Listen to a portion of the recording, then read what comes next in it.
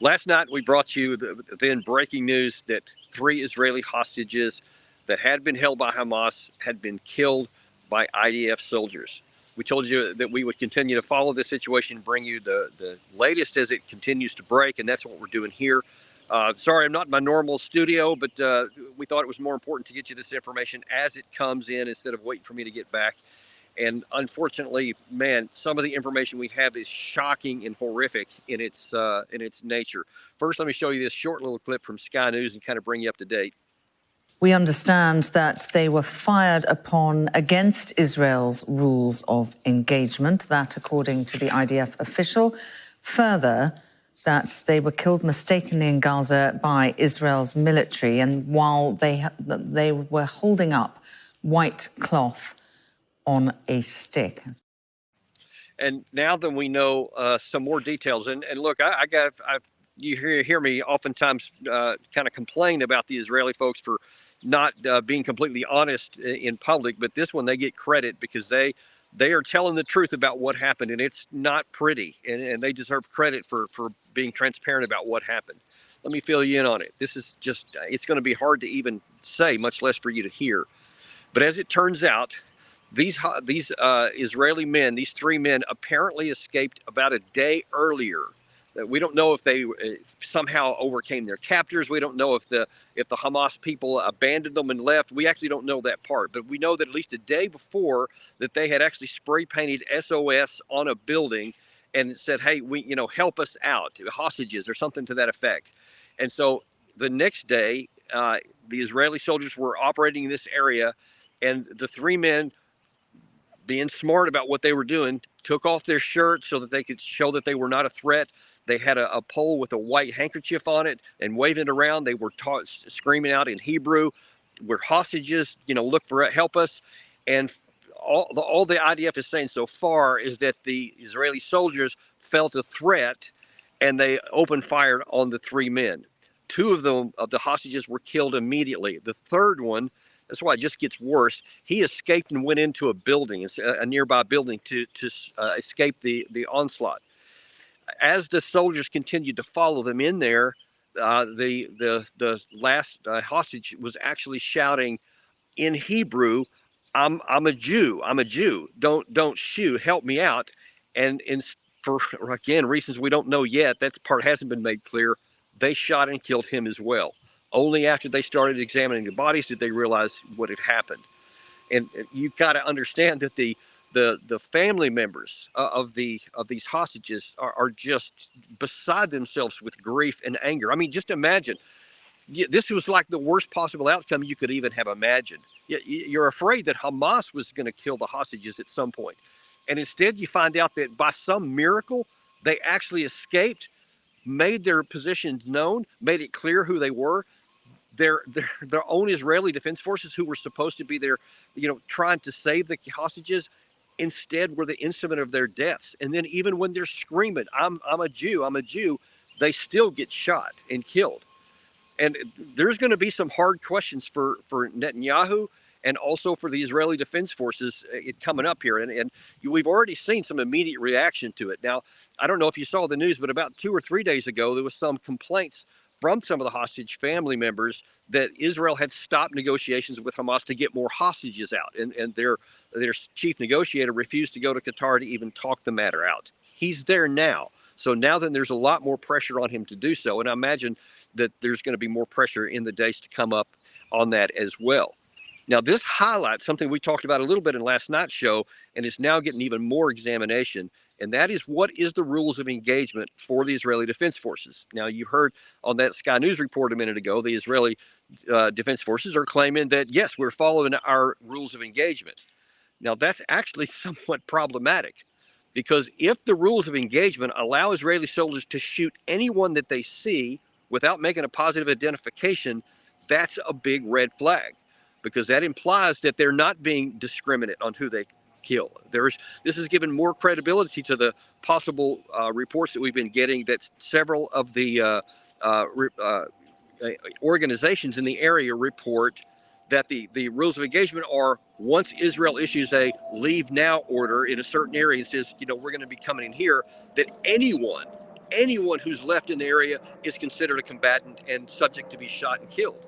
Now, that, of course, violates any kind of laws of war. You can't do that. I have personal experience of seeing this in Iraq and Afghanistan, where we were required to have positive identification that a target was hostile. I experienced it myself in both countries, and I saw how much trouble we took and how difficult it was for us to make sure of that, and how many times we wanted to make an engagement, but we didn't because we couldn't make positive ID. Now, that may cost you a little bit tactically here and there in some cases, but overwhelmingly, it keeps innocent people alive, and it gives you credibility with the population. Now, if you're seen instead as just shooting anyone who's in the area, then of course you have no credibility, and people are not going to continue to support this in the West if they find out that Israel is just killing anyone who's in the area. Now, as I've argued from the beginning, the problem with this operation here is that Israel has to find a way to be able to make positive ID, because otherwise, how are they even going to know who Hamas is? Now, this whole thing is about to try to make Israel safe. It's about trying to bring peace to Israel and so to destroy Hamas, which is their stated political objective, so that they can bring peace. But if you don't even know who Hamas is, then all you're left to do is literally kill every man that you see in the battle zone.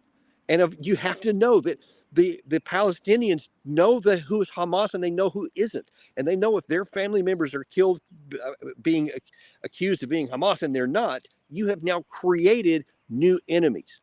I cannot underscore this enough. This is to help Israel out. They have got to be more discriminate.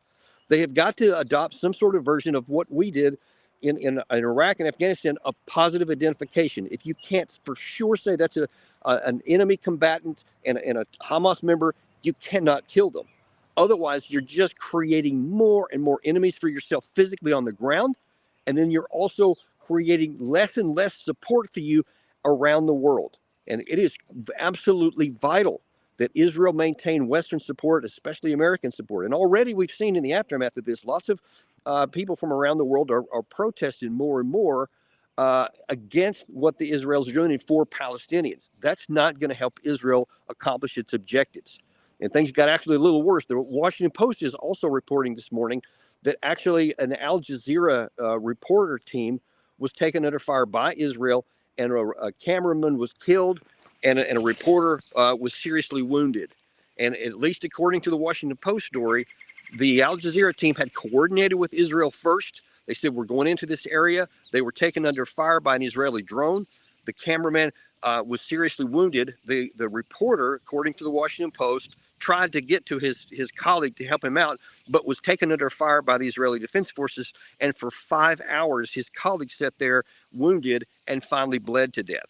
And of course, this is, enraging many people in the region. And it's a real problem, because it continues to look like Israel is indiscriminate in its attacks, violating what they actually say. Now, here's what Netanyahu's chief spokesman is saying about this right now. The soldiers that responsible, have they been taken out of service? We are, first of all, supporting these soldiers in every way possible, because we know that it wasn't intentional. It was a terrible and tragic mistake. What our discussions with these soldiers, I won't share here with Sky News, but the first thing they will get from their commanders, after they, of course, are witness this horrible event, this tragic event, these soldiers have RPGs thrown at them. They've been tried to be pulled in to alleys. First of all, I can tell you we're going to hug them. And I'm sure they're feeling terrible after this tragedy. Now, I'm sure he's right. I'm sure these soldiers are feeling just horrible. I can only imagine what that must be like. I put myself in their positions, and I know what it's like when you're not sure about something. And if you make that mistake and it's your own people, I mean, I just can't even imagine. But there are bigger issues involved here. And what Netanyahu's spokesman is trying to tell everybody on Fox News earlier today, that actually this is all Hamas's fault. We all want to see all hostages back in Israel, and we all want to see the minimal civilian suffering in Gaza and civilian casualties in Gaza as we operate. Now, I can tell you that as the IDF to move southwards to the next stage of this war, operating in the area of Khan Yunis, and we see the population there evacuating to these safer zones that the IDF has designated, we've seen a decrease in the number of civilian casualties. But every civilian casualty Israeli end Palestinian is on Hamas. Let's just put it in perspective for a moment. If Hamas had not perpetrated the October 7th massacre, had they not stopped releasing hostages as per the outline that was agreed upon, many of these people, all of these people would have still been alive today. And look, I'm sorry, it just doesn't work that way. And I know what they're trying to do. They're trying to say that they're directly saying that the responsibility for every death is on Hamas, and it simply isn't the case. That's not the way it works in real life. That's not the way the laws of war work. Even if you're justified in doing and attacking an organization and attacking some people, and these people are, and the Israelis are, they are just in going after the Hamas terrorists that attacked them on 10/7. Point blank, no caveats. Definitely, they are within their rights to do that. However, this is the difference. They are still obligated to use discriminating fire in going after them. You cannot justify killing up to nearly now 20,000 innocent people to go after the legitimate targets of Hamas. That's what Israel has to change. And by making these kinds of statements, it implies that they're saying we're not even worried about it because, well, they're actually ultimately Hamas's fault anyway. And Hamas deserves a great deal of blame for this. And there is some legitimate point that had they not done that on 10/7, that none of this would have happened. There's legitimacy there. But that still does not justify Israel being indiscriminate in its casualties and the casualties it's causing on the innocent civilian people in Palestine. They are just as much of a problem and just as much of an egregious loss of life as the Israeli citizens that were murdered by Hamas. Both of them are the same, and they both need to be protected. So if Israel is going to maintain its Western support, if it can even gain its Western support, if it's going to make sure that the Arab regimes in the region stay neutral and don't take action against Israel, if Israel wants to have any chance at all for peace after this is over, they are going to have to make some major, major changes. Because if they continue on with this all the way through already for what's already happened, they have built up a lot of problem for themselves in how they're going to govern, because there's so much hatred among the surviving family members of these 20,000 people and up to 30 or 40,000 who have been wounded, that's already going to be hard to get by. But if they don't stop now, that's going to be compounded even further. And again, the bottom line of this is going to undercut the Israeli Defense Forces attempt to make it safe for their people. That's what this is supposed to be about. Because of the horrible thing that happened on 10/7, they want to bring security and peace. This is laying the foundation for instability and less peace even than there was on the 6th of October. So we're going to continue to follow this for you here, because it's a dynamic situation. And I'm sure as new information comes out, things are going to continue to change. And as we see, the diplomacy is now starting to take a new track there. And God willing that they'll get some more hostages back. And I truly hope that. And there's going to be a lot of movements now even to get more ceasefire, because there's more building pressure on that. And that could change the whole dynamic. And we're going to continue to follow that for you, because we remain here unintimidated at Daniel Davis Deep Dive. And we're going to bring you this news as it happens, wherever I happen to be, so that you get the news you need to make sense of your world. Thanks, and we'll see you next time on Deep Dive.